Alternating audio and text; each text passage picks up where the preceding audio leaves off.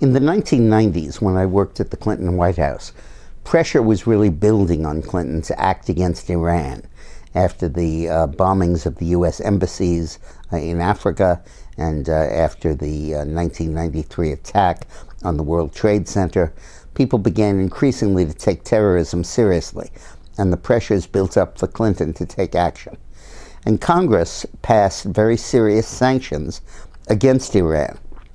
But the key element of the sanctions was an amendment introduced by New York State's former Republican Senator Alphonse D'Amato, which provided for secondary sanctions, which said that even if the European countries do not go along with us in sanctioning Iran and sanctioning their companies that do business with Iran, we will sanction those companies and cut them off from dealing with American companies or with the American financial community, or in effect the world banking system. This is basically capital punishment for companies, and it was a very, very potent tool. At first, Clinton was inclined to veto the bill, and the European allies went crazy urging its veto. They said correctly that it would completely disempower them, would punish their companies through no action of their own elected officials, and would be an action of United States hegemony throughout the world.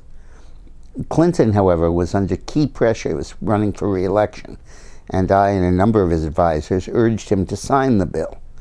Finally, he adopted a Bill Clinton solution to have his cake and eat it too. He signed the bill with a great flourish and announced these fierce sanctions against Iran. But he also included the national security waiver on the D'Amato amendment that said that his provisions could be waived if the president found it necessary to do so in the interests of national security. And of course, 5 minutes after he signed the bill, he invoked the waiver, and European companies did not suffer for their trade or aid to Iran. Clinton continued that policy through the end of his administration, and Bush picked it right up and did the same thing for 8 years, and Obama picked it right up and did the same thing until the final round of sanctions on Iran, when finally Congress closed the loophole and said the president could not waive these sanctions. And then, for the very first time, meaningful and important sanctions were imposed on Iran that brought them to their knees and to the negotiating table. So the sanctions that Trump is now slapping back on Iran include those secondary sanctions that D'Amato pioneered. And as a result, they're fierce, they're strong, and if they're properly applied, will succeed.